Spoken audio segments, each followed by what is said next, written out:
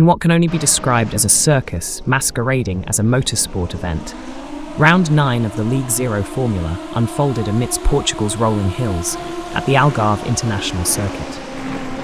One would be forgiven for mistaking the proceedings for an elaborate plot to sabotage the principles of racing, led by the race officials who, it seems, decided that vacations trumped vigilance, leaving our heroes to fend for themselves in a world where maple syrup apparently substitutes for fuel. Let's start with our dear officials.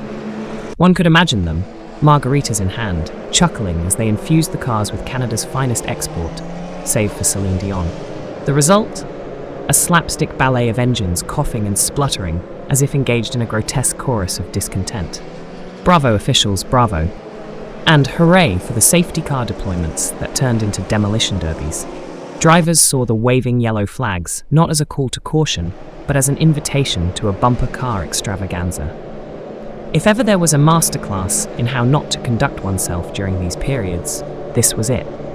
Onto the race's valiant knights, and yes, I use the term valiant most loosely here. Raymond Aguilar, our victor, navigated the maple-scented fiasco with the finesse of a ballet dancer performing in a minefield.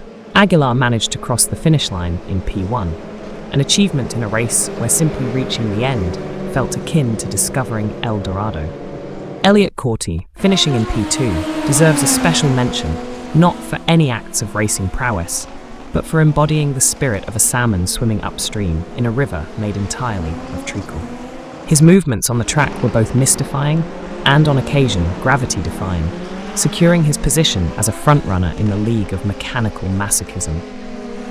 Then we have Nick Peterson, who clinched P3 by virtue of what I can only assume was sheer bewilderment from his rivals.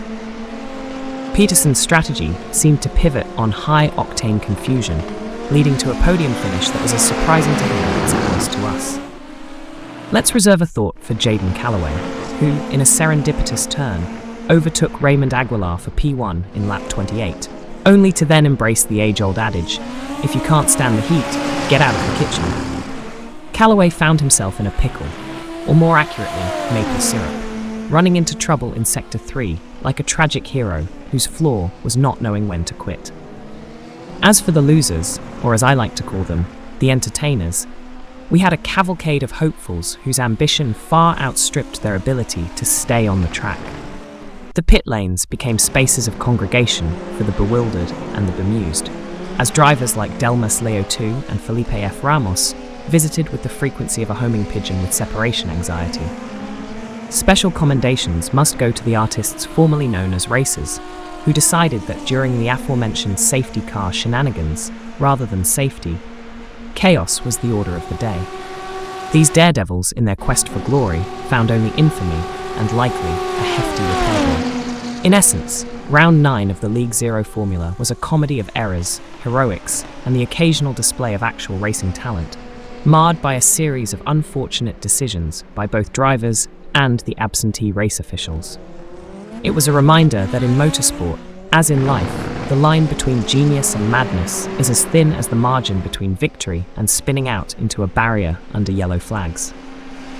As we look back on the spectacular pandemonium that was, we do so with fondness for the spectacle, the thrill, and the undeniable proof that in the world of League Zero Formula, anything that can happen usually does. And for that, we are thoroughly amused, bemused, and eagerly anticipating the next round of vehicular vaudeville.